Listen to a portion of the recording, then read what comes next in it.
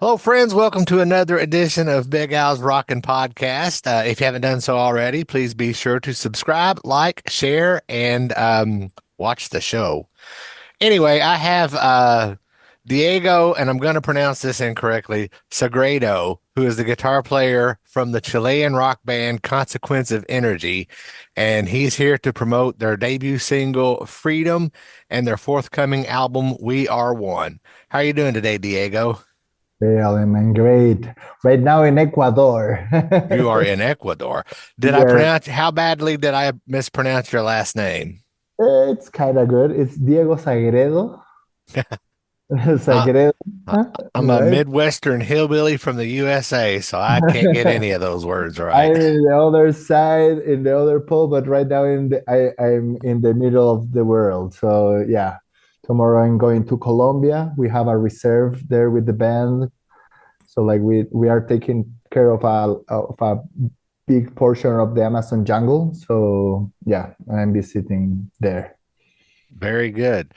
So, tell us a little bit about the album We Are One and how you came about coming up, um, how you came about recording the album. Okay, awesome. Well, We Are One is an album we record with Gard Richardson, the former producer of Rage Against the Machine first album.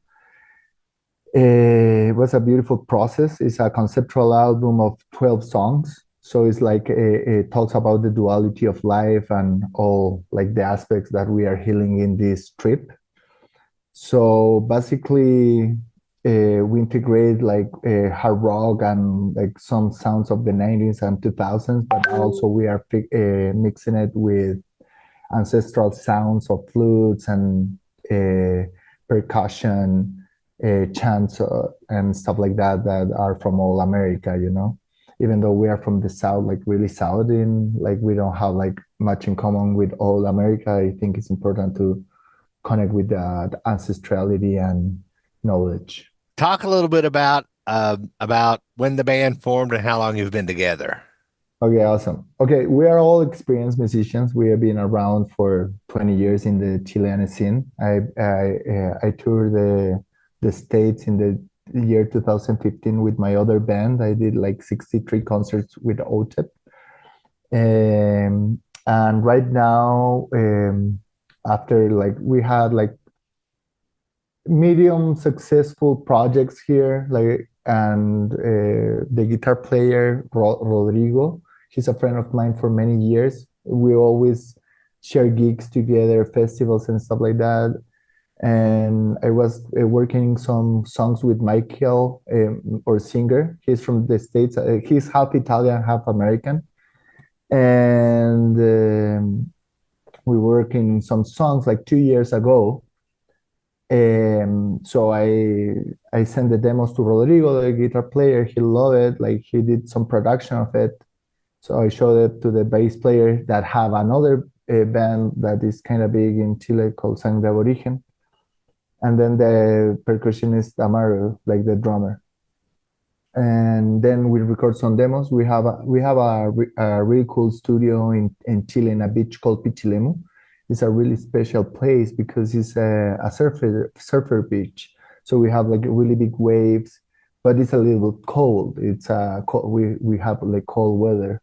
So we have this beautiful view. We have a beautiful studio, and we start like creating these ideas.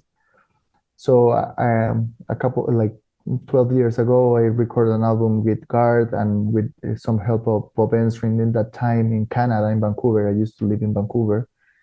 And I sent some demos and he's like, I love it. Like how we can work on this. And it's like flew to Chile with Dean Meyer, the engineer of AC/DC, Brian Adams and others, and we produced this beautiful album. And then we sent it to mix to Dave Shipman, who worked with System of a Down, Audioslave, and other big names. And then was mastered by Howie Weinberg. That's so yeah, like and we work in a conceptual album, as I told you before. So all the graphics it talks about that, like the artwork and all that. Yes. So since it's a a conceptual album, and you guys are a rock band. Can you kind of describe the sound of the album? Well, it goes in different areas. It's like it have a little bit of hard rock, new metal, a little bit like I'm a big fan of Tool, Deftones, Led Zeppelin, you know. So we're trying to integrate like heavy sounds with landscapes, hardcore, like all those kind of stuff with like some stuff to reflect, like interior reflection, you know. What kind of touring are you going to do to support the album? This moment we are doing all the South American big festivals. We are part of Lollapalooza in March. We are doing a surf festival. That's a 15,000 festival in Pichilemu, another one in La Serena that are places in Chile. Then we are doing a big concert in Peru, Lima, and Colombia, Rock al Parque. And that's why I'm going to Colombia now. And then we are doing other we are finishing Brazil and stuff. So in your winter we are doing our summer, right? Correct. and Yes. and then in the when it's our winter, we are trying to go to Germany, England, and countries in that area for this first leg. So after that, if it all goes well, we want to visit the States. Yes. So your first single is Freedom. You said it was a 12-song album, correct? Yes. Can you talk a little bit about some of the other songs on the album? Of course. Okay, so if we just released Freedom, and that's the first single with video. You can see it in Spotify and YouTube. But also we have two other tracks now up there. Is one is called Into the Void, and the other one is called We Are One. That's have the names of the album.